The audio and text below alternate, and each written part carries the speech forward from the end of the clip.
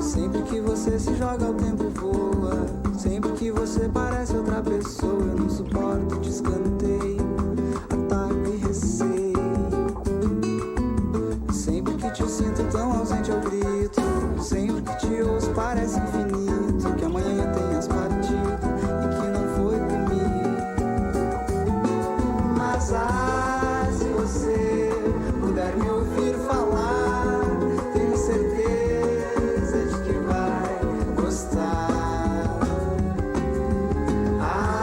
Se você puder me ouvir cantar, tenho certeza de que vai voltar. Mas se você puder se acostumar, tenho certeza de que vai me amar.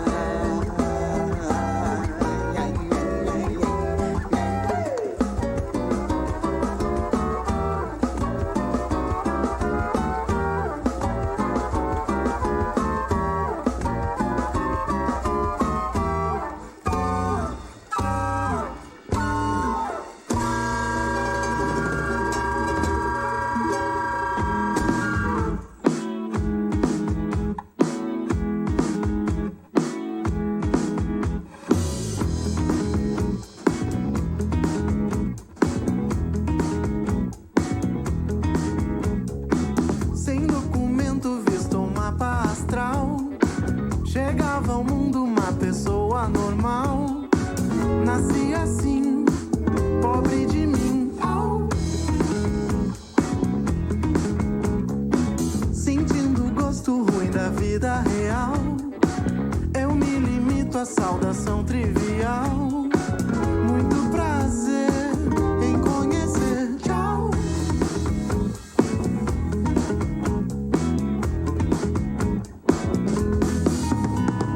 Tanta gente buzinando, esqueceu de andar. Veio ao mundo por engano, eu vim passear.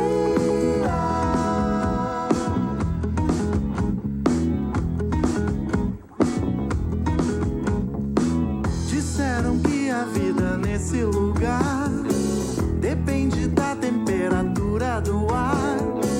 Televisão, teto solar para ver, cerveja e cama para sobreviver.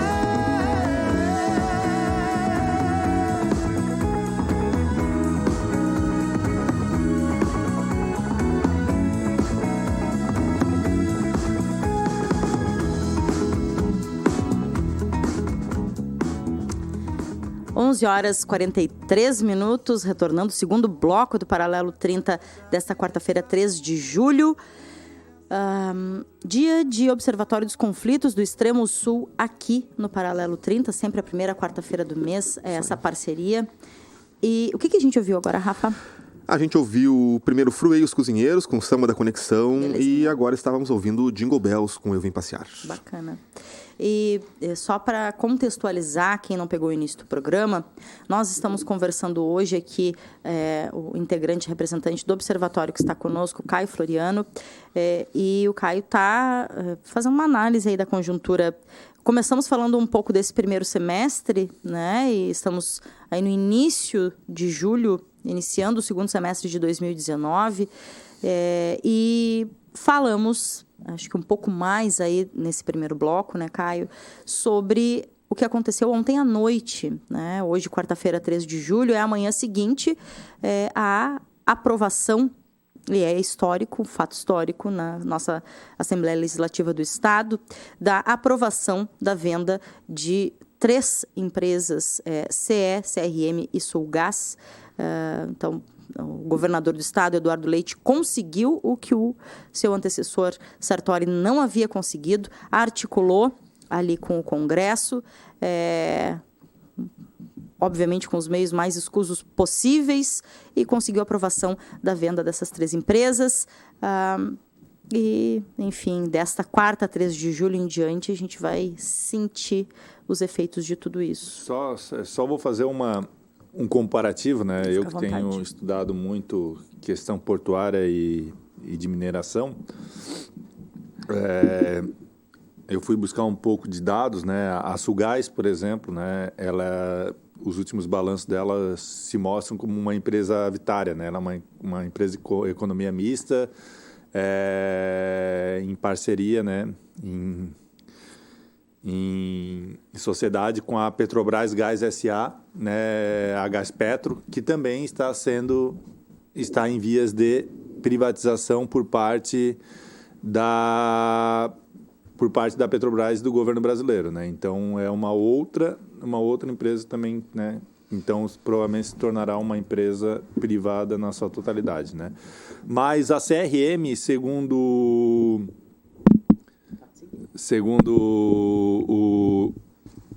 o sindicato dos mineiros, né? O sindicato dos trabalhadores da mineração, ela tem um ativo nas jazidas, ou seja, nos direitos de mineração dado pelo antigo DNPM, agora pela Agência Nacional de Mineração, a ANM, avaliado em 84 bilhões de reais, né? Os ativos da CRM, né? Dados de discussão sobre a venda dela variam num valor de 800 milhões a 1 bilhão, né? Então, ou seja, ela tem um ativo muito maior do que o preço que será conseguido com a sua venda, né? Um ativo, claro, um ativo de retirada e venda, né? E claro, né, que para isso tem custos, mas a gente tem um ativo muito maior, né? O que faz com que outros com que estejam interessados, né? Se diz aí que a Copelm, uma empresa alemã, né? Já que a Alemanha está fechando as suas minerações de carvão, teriam interesse, né? Mas desponta muito nesse setor, e no estado do Rio Grande do Sul também, um grande interesse do capital chinês, né? Então, muito provavelmente a gente vai ver as estatais chinesas vindo com grande força para comprar essas empresas, né? Grande força não quer dizer um grande preço, pessoal. Com muita vontade. Muita vontade, não quer dizer muita coisa, né? Os dados divulgados pela mídia, né, de ontem para hoje, dizem a arrecadação com a venda das 3 estatais, das 3 empresas gerenciadas pelo governo do estado, na ordem de 3 bilhões, né? Então, não é um valor tão grande, né? Se o Eduardo Leite dizia antes que era necessário, agora ele já disse que essa privatização não é a bala de prata para salvar o governo do estado, né? E aí se vem outros projetos, né? Entre eles a mineração, né? Vender os territórios que produzem alimentos para mineração de grandes transnacionais, né? De grandes empresas. E aí a gente vai gerar um outro problema, né? Que é a retirada da população do campo, para gerar poucos postos de empregos, né? Porque os projetos aventados não variam, não passam um pouquinho de 3 mil empregos no máximo, para gerar uma atividade que tem um prazo determinado ao longo da história, né? E não um tipo de produção econômica, que nem a agricultura, a pecuária, a ovinocultura, que está no território ao longo da sua história, né? Se sustentando famílias, né? Pega o município de São José do Norte, por exemplo, né? Se tu olhar os dados, talvez tu tenha uma imagem, né? Como a gente tem da metade sul do Rio Grande do Sul como metade pobre. Mas agora, se tu olhar atentamente para o território, tu vê que é um território rico e diverso, né? Ou seja, a população do campo de São José do Norte, do Retiro até o Bojuru, produz cebola, né, como uma das suas atividades principais, mas dentro das suas chácaras, das suas pequenas propriedades, porque são quase na sua grande totalidade pequenas propriedades, produzem pelo menos 80% do que consomem. Ou seja, não se tem pobreza no interior de São José do Norte. Se tem riqueza, porque ter alimento, água potável, isso significa riqueza, né? Apesar de alguns economistas querer falar que, né, rico é só quem consegue ser o primeiro milhão, é só você tentar que você consegue, a meritocracia, balela para boi dormir. Né? A gente confunde valor, né? O que vale, né? Quanto vale, né? Tem a brincadeira com a Vale, que também foi privatizada, né? Sim. Por menos do que valia os seus próprios equipamentos, né? E ainda dizem que o FHC fez um grande negócio para quem comprou, né? Porque para o Brasil mesmo sempre, né? não foi um grande negócio, né? E é isso, né? E a gente tem visto esse grande desmonte dos governos dos estados, né? Atrelados a uma dívida com a União, uma dívida não necessariamente justa, mas em nenhum momento discutida, né? Não se tem um esforço político de discussão da dívida, né? Existe uma necessidade de se aderir, né, ao sistema, né, de adesão ao regime fiscal proposto pelo Michel Temer, né, que tu deixa de pagar 3 anos a dívida e prorrogável por mais 3 anos. Tu deixa de pagar. Mas a dívida não é questionada. Sim. Daqui a 6 anos tu vai ter que voltar a pagar. Ou seja, só está jogando para frente algo que tu vai ter que pagar. E tu não para e senta com aquele que tem a dívida para discutir ela, né? E aí a gente tem um problema. E essa mesma discussão vem para a reforma da Previdência, ou seja, a Previdência ela é deficitária, quando dados mostram que não são. A gente em nenhum momento discute quem deve para a Previdência, quais são as empresas que devem para a Previdência, quanto devem, quem lucra com a reforma da Previdência, quem sai prejudicado com a reforma da Previdência. É só um discurso, ela é deficitária. Tá, mas onde, como, por quê? Sim. Né? E a gente não faz essa discussão, né? E aí a gente vamos economizar 1 trilhão com a reforma da Previdência. Tudo bem, até posso achar que vamos economizar, mas quem vai pagar essa conta? E quanto vamos gastar para a transição? Né? Também não se mostra essa conta? Não se mostra a transição. A capitalização, o tal do Paulo Guedes, outro que daí quem defende vai dizer que é um iluminado, que de iluminado não tem nada, né? É um especulador, sempre foi, e especulador, né, do mercado financeiro, e queria um cheque em branco ainda para fazer a tal da capitalização, que não dá certo no mundo inteiro, mas ele queria implementar no Brasil, e os grandes bancos apoiando e fazendo pressão. Claro, um baita negócio para os grandes bancos, né? Capitalização, previdência privada é tudo que eles mais querem, né? Sim. A gente esquece que a previdência social no Brasil é um dos indutores da diminuição da desigualdade social entre os aposentados. Ou seja, uma das faixas etárias que a gente tem um menor nível de desigualdade é exatamente entre os aposentados. Sendo a Previdência Social o indutor disso. Porque garante que todos tenham uma receita mínima para a sobrevivência. E olha o que eu estou falando, mínima. Não necessariamente máxima.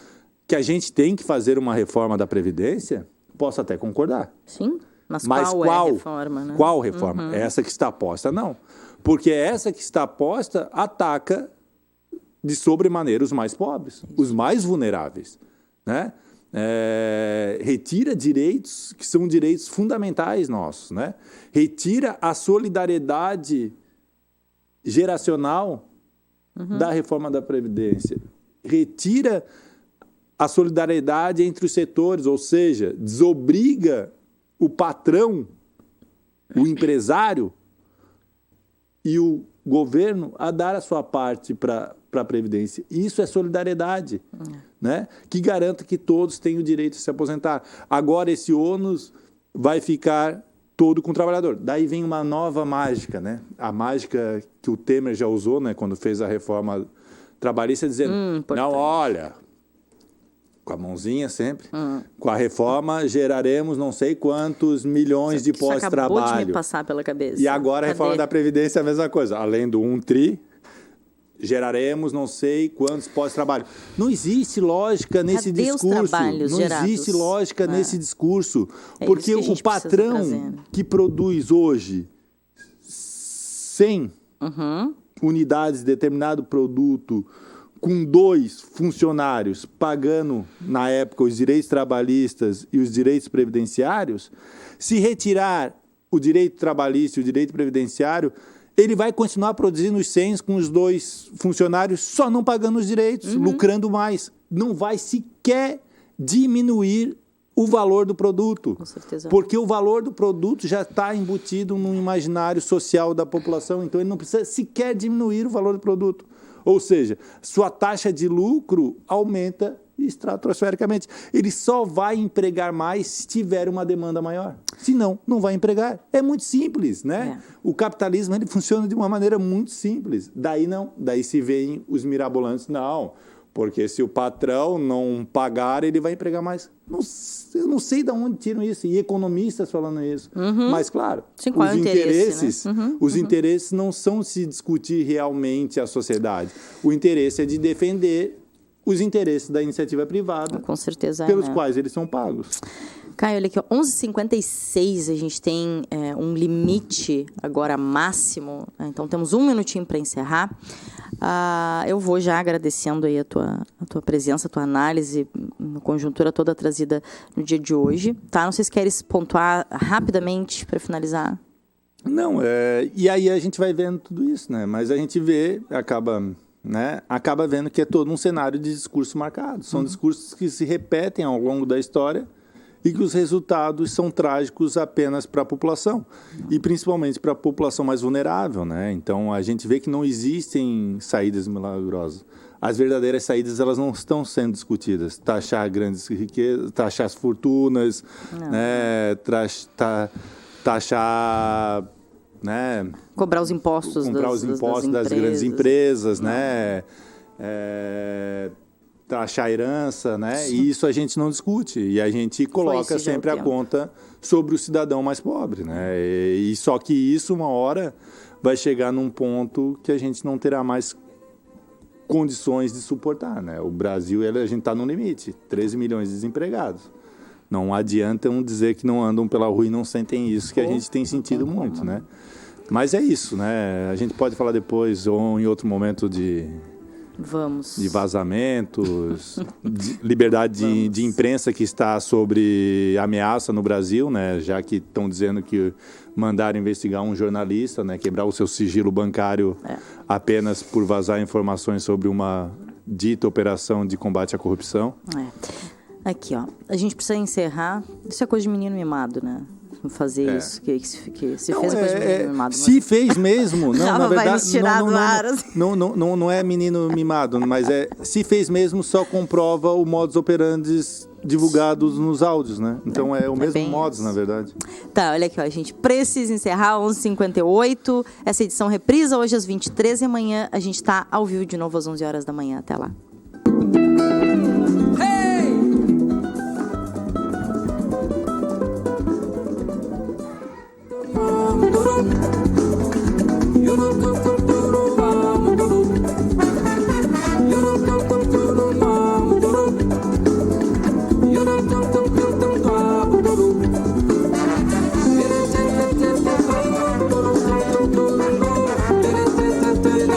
No